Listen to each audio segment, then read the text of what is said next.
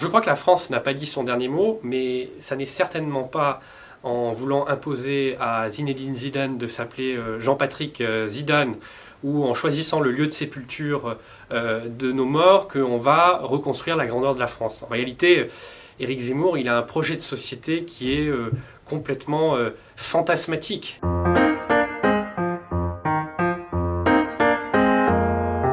Depuis 30 ou 40 ans, notre société se fracture. Il y a des diagnostics très intéressants qui ont été faits, en particulier celui de Jérôme Fourquet. On a la montée des inégalités, on a la sécession des riches, on a une partition culturelle.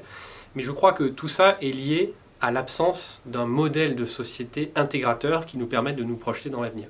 Et ce modèle, il existait après 1945, alors que la France était dans un état de destruction et de difficultés extrêmes. On a eu à la fois une grande confiance dans l'avenir, une reconstruction industrielle tirée par l'État. Tout le monde connaît le Concorde, le TGV, le programme nucléaire. Et puis la sécurité sociale, qui est aujourd'hui tellement évidente qu'on ne se rend pas compte que c'est la solidarité nationale qui paye un test Covid. Et c'est précisément ça qu'il s'agit de retrouver pour jeter des ponts, en quelque sorte, entre toutes ces Frances qui ont du mal à faire société ensemble.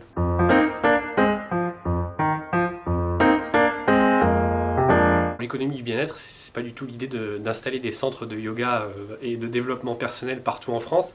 C'est vraiment l'idée d'investir dans des secteurs qui sont à la fois sobres énergétiquement, créateurs de valeur économique et créateurs de valeur sociale. Et il se trouve que la France, elle est particulièrement bien positionnée pour revendiquer d'être la championne mondiale de cette économie du bien-être.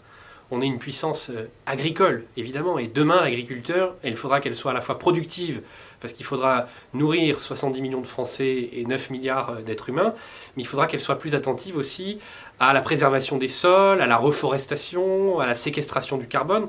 Donc elle va se transformer en profondeur, et on a déjà aujourd'hui en France des entreprises qui, par exemple, produisent des protéines animales ou végétales pour nourrir les animaux d'élevage qui se substituent au soja sud-américain, qui est le produit de la déforestation de l'Amazonie. On a déjà de l'agriculture biologique qui a de très hauts rendements. On peut citer d'autres secteurs. La santé, par exemple, c'est un secteur extrêmement intéressant parce qu'il y a une relation de soins, il y a une relation d'empathie, et en même temps, c'est un secteur qui est très productif et qui est de plus en plus sophistiqué avec tous les outils de diagnostic, les IRM, la robotique médicale. On pourrait aussi, bien sûr, parler de l'éducation. La France, cette vieille nation intellectuelle dont parlait Michelet, pourrait demain devenir une des championnes mondiales de la EdTech. On pourrait encore parler de l'urbanisme durable et de l'aménagement des territoires. Donc, bref, des secteurs économiques qui sont à la fois créateurs d'emplois non délocalisables sur le territoire français, qui sont créateurs de richesses, créateurs de valeur, qui sont pourvoyeurs d'innovation et qui en même temps sont, si j'ose dire, vecteurs de cohésion sociale et de transition écologique. C'est vraiment dans ça que la France doit aller, c'est là que le projet économique français peut s'investir dans les prochaines années.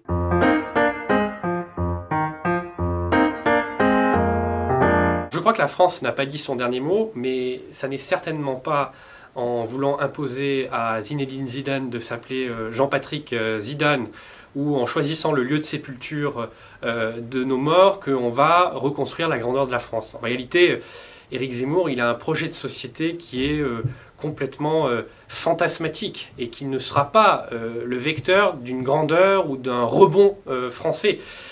Si on avait été dans cet état d'esprit après 1945, la France ne se serait pas reconstruite et encore moins modernisée. Je crois que justement, si on veut reconstruire un véritable destin français, il faut mettre la priorité sur ce qu'on fait ensemble, pas sur une obsession ou un fantasme identitaire. Et pour autant, je crois que la façon dont on aborde le cas Éric Zemmour aujourd'hui est totalement erronée. C'est-à-dire qu'on critique Éric Zemmour, on s'indigne en disant « Oh là là, c'est du pétainisme, c'est du fascisme ». Ou alors on fait du fact-checking en disant « Il s'est trompé sur telle date ». Mais ça n'a aucun intérêt, sinon peut-être celui de le faire monter. Ce qu'il faut, c'est combattre projet contre projet. Et si il y a un petit phénomène Éric Zemmour, c'est parce qu'il défend une certaine vision de la France, et je crois qu'il est très important d'en défendre une autre, et c'est ce que j'ai essayé de faire dans le nouveau modèle français.